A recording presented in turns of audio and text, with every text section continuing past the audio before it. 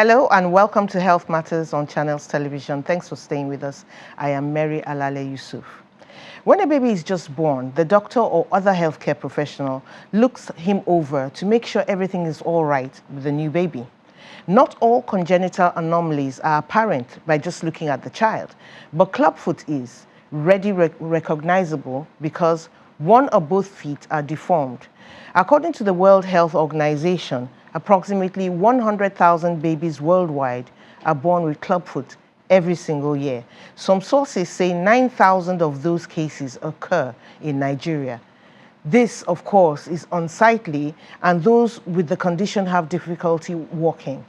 My guests on the show are Chief Consultant Orthopedic Surgeon at the National Orthopedic Hospital Igbobi, Dr. Emeka Izuagba, and Senior Plaster Technician, as well as Head Plaster Unit at the National Orthopedic Hospital Igbobi, Lagos, Mr. Godwin Ibekwe. You're welcome to the show, gentlemen. Thank you for having us. The obvious question, Dr. Izuagba, will be, what causes clubfoot? Okay, thank you very much. Clubfoot, like many conditions that we see, many what we call structural conditions that we see, that a baby is born with, the cause has not really been determined. Nobody can pinpoint and say this is exactly what the cause is. But it's discovered that there are some factors that might contribute risk factors. To them developing, but they are not direct causes. So some of these factors might be problems that occur at the time when this foot develops, when the formation of this of the limb occurs. Okay, so these factors might be due to an infection, intrauterine infection. Okay, like what we call the torches infection. They can also be due to medications. That's why I say any pregnant woman should not just take any medication on her own.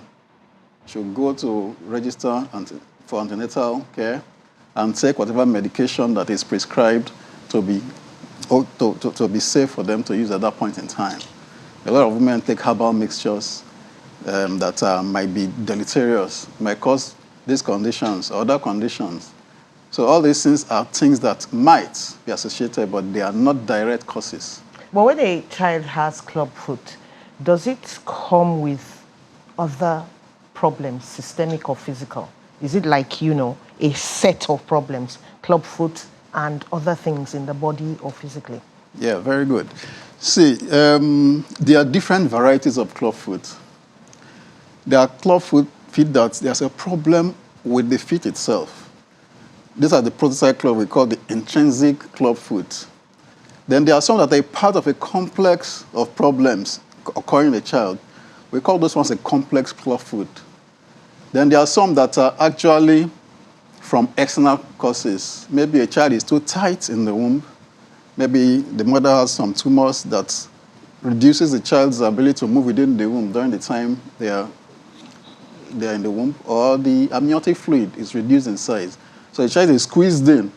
So when the child is born, he has the features of clubfoot, but these clubfoot are the types that are resolved easily because they are due to external factors. There's no problem within the foot of that child. But the external factors, when you take them out of that environment, then the clubfoot resolve easily. But the commonest ones we see are the ones that there's a problem within the foot itself. Just the foot. Isolated, yes. Okay, so that brings me to you, Mr. Ibekwe. How do you handle a child with clubfoot? First of all, when do you even start the handling? A child is born, he has clubfoot, but you usually send them away and ask them to come back sometime, or do you handle it immediately? In fact, we handle it immediately because it is also said that early diagnosis and early treatment is usually key to having a better outcome at the end of the day. So a day-old baby, you can start your treatment? Absolutely. What exactly do you do? The treatment is serial manipulation and casting.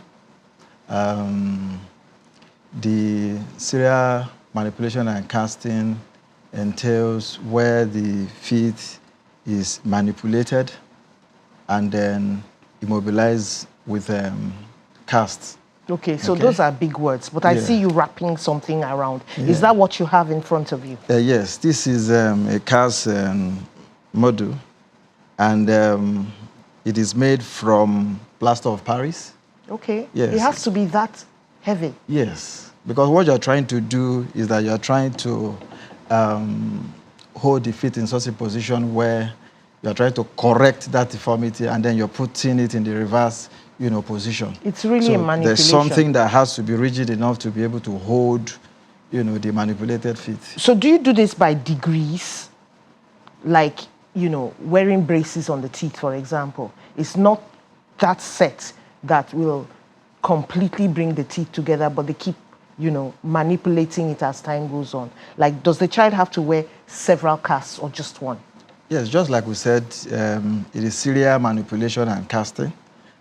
You keep manipulating and casting, and then you keep reviewing to see the extent of correction you've been able to achieve. And then you mentioned the braces. Yes, there will also come a time where the child will also, move to the use of braces. He will have a leg brace, foot brace. Foot brace, yes. How long does this procedure take? Averagely 6 weeks. There are some... 6 yes, short weeks? Depending on the severity of, the deformity. Okay. There are some that may be much more longer than that. So you use the casting and the serial manipulation, approximately 6 weeks.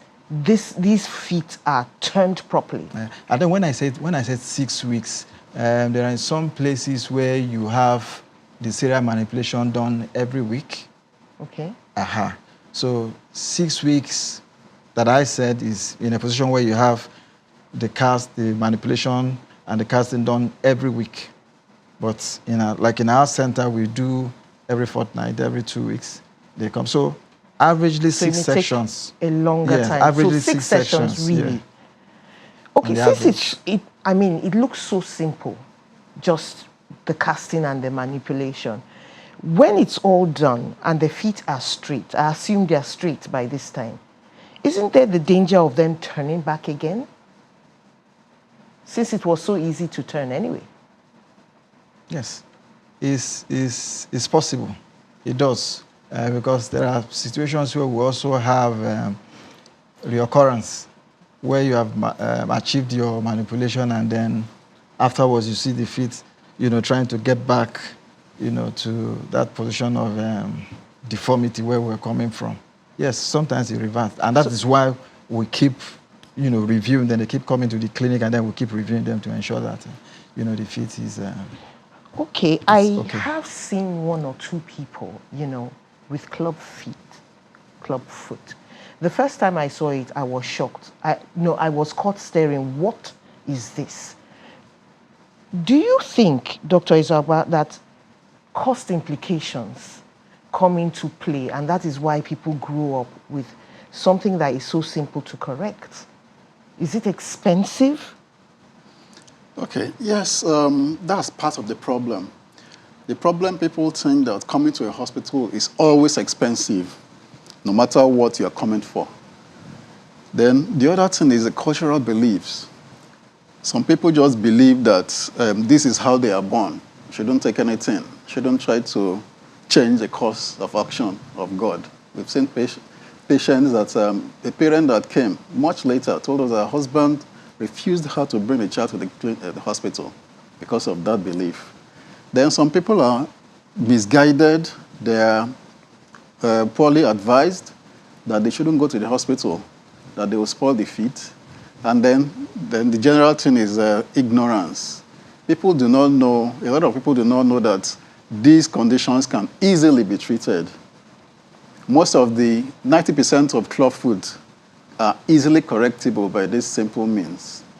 And to add to what you asked before, the reason, because this clubfoot, what is causing that foot to be clubbed still persists for a while. So after we've corrected it initially, that's when the bracing comes in. The bracing needs to be used religiously until the child is about 4 3.5 to 4 years. That is when we are sure that this clubfoot might not come back again. Okay, so I saw a child on the screen with something that we could call a brace, but it's extending from one foot to the other. Yes. How does the child move or do anything with something that looks like roller skates on his skateboard attached to his feet? Okay, that is called a foot abduction brace. It is to keep the feet apart. So after the initial correction with the serial manipulation and casting, we put that brace on for 3 months initially. So should we assume that this child hasn't learned how to walk? yes, this child hasn't learned how to walk. Okay. But even for a walking child, that's why it is better to start early, okay? So that the child gets used to this brace. So initially for the first 3 months, they wear this brace all through. The only time the mother removes it is when she wants to clean the child, bath the child, and clean the child up. After 3 months, then the child only wears it at nap time, when the child is sleeping. If you look at another picture, you'll see separate shoes. Yes. So the child wears that during the day. Okay, and then goes nap to the time, brace at night. At night. Or when he's sleeping. Exactly. So by that time, the child is used to it. In fact, there are some children that once they want to sleep, they'll bring the brace and give it to their mother. So that is, it means like it's time diapers. yes, it's time to sleep. And then they get used to it. So after, it doesn't stop them from walking. So in the day, they walk with the separate shoes. At night, when they are asleep, you put on the brace. Which brings me to another point. What happens to someone who grows up with clubfoot and now wants to change, correct the feet? Can you abduct them like a child's own, or do you have to resort to surgery? All clubfoot, even in adults, the initial treatment starts with serial manipulation and casting. Now, not in all cases will this correct the clubfoot at that time, because they've been working in this deformed position, and so the bones are deformed, all the tissues in the foot are deformed, so they're really tight and difficult to correct. But even if they're going to need surgery, the serial manipulation and casting are going to soften up most of these tissues, so that surgery will not be an arduous task for the surgeon and for the patient. It will be easier to treat them that way. So all of them must go through the same process of serial manipulation and casting initially, before possible surgery is done to now achieve the final correction. I have many questions on the tip of my tongue, but we have to go for a break. When we come back, we'll dig into those. Please stay with us. We're coming right after now. Welcome back. We're examining Clubfoot on Health Matters right here on Channels Television. You can call and you can actually write and ask questions about this condition.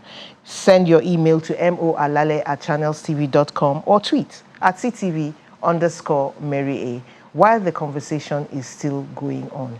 Now, about that adult. This is a man who has been walking in a very funny position for a long time.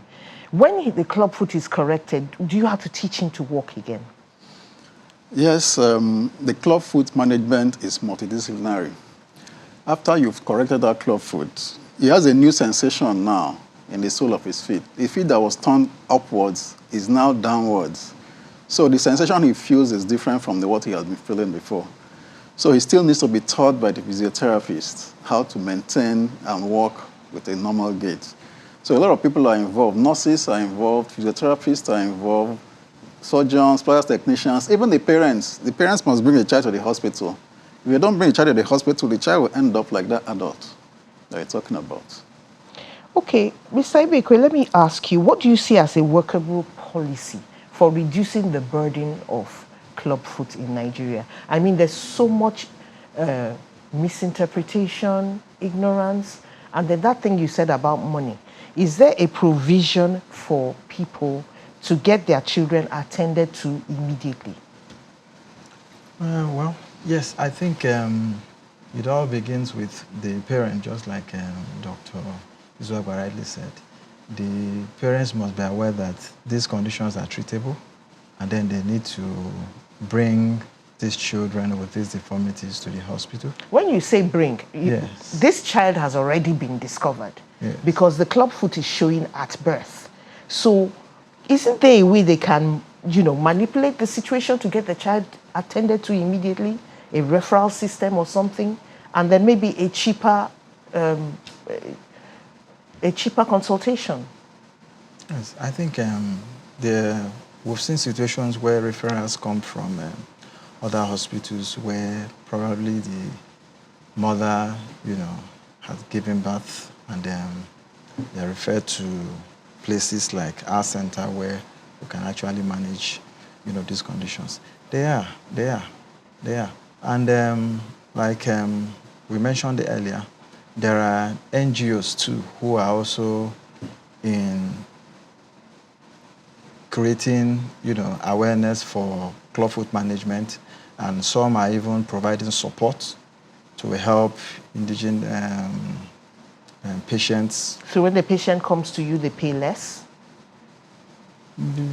Yes. Especially for public hospital like ours, they pay less. Virtually, they pay for consultation and then buy materials, and then the cast is done. As simple as that? Yes, as simple as that. So and it means that anybody's Clubfoot can be treated now? I mean, if they just come? Yes, it can be treated. And then, like we said, NGOs are partnering with health facilities to also provide support, either by way of providing the materials, the braces, like what's shown, and giving that support so that it wouldn't be a burden to parents to be able to, bring their child for treatment. Yes. Dr. Izuwagwa, I imagine, I may not be right, because I don't have Clubfoot, I have never had. But I imagine that somebody with Clubfoot, growing up with Clubfoot, would have some psychological implication. Yes. Do you have to handle that, especially for an adult that is coming? I mean, they say that when you grow older, your bones form, and that what you could bend before, you now have to break. So how do you handle the psychological aspect? Yes, anybody with a deformity is already ab initio psychologically affected. They don't have self-confidence. And we usually see this in our treatment of patients. Okay? I treat deformities every time. And the difference in the patients coming into your clinic first day and when they finish treatment, you can see the difference. Their self-confidence just increases. So definitely, a child that is growing up with a clubfoot, seeing other children walking and running easily, will feel depressed, will feel isolated, and the only treatment you can offer is to treat that child, to treat that clubfoot, so that the child, that's the treatment. No matter how much psychotherapy you give to the child, if you don't address that primary cause, it's not going to amount to much, especially for something that is so treatable. The problem that we also see is that a lot of children are not born in conventional hospitals. They are born in traditional birth attendance places. Some are born in the churches, some are born at home. So they don't come to the hospital. And some of these children need to come because, like those ones that are the clubfoot that is caused by factors that are all over the body, they might have certain problems in the heart, in the brain, and all that. When you treat those problems, does the Clubfoot correct itself? No. You have to treat them individually. Those other problems are life-threatening. So sometimes it is when they come to the hospital, when we see this chair, we examine the chair from head to toe, okay, that will pick out all these things. Then we refer them to other specialists to take care of those life-threatening ones before we now take care of the clubfoot, which is not life-threatening, but is, of course, psychologically affected. So the person gets a makeover, a health makeover. Yes. So that's the reason why parents should bring that child to the hospital for us to see, because there's no reason why a child should grow up with clubfoot in this time and age. We are hoping that the government will make a policy about that. But for now... That's another thing. Yes. Would this be something that NHS could cover? I mean, if it was working? It should cover clubfoot management. Club management is so cheap and so free. Use simple things like POP is not expensive. Okay, it's not expensive. It's not an expense. It's not a surgery, per se. This is just serial manipulation and casting. So it's something that the NHIS should be able to cover. That, but the problem is that most NHIS and other HMOs, they don't usually want to cover congenital problems. They want to cover things like trauma accident. Okay. But this is not right. They should be able to cover treatment of clubfoot. You people should have that discussion. You should have that discussion. Mr. Ibekwe, I've heard something about backing a child. First of all, I'm surprised that people say, oh, this is how God wants it. These are the same mothers who, when their children come, start pressing their heads and straightening their noses, you know.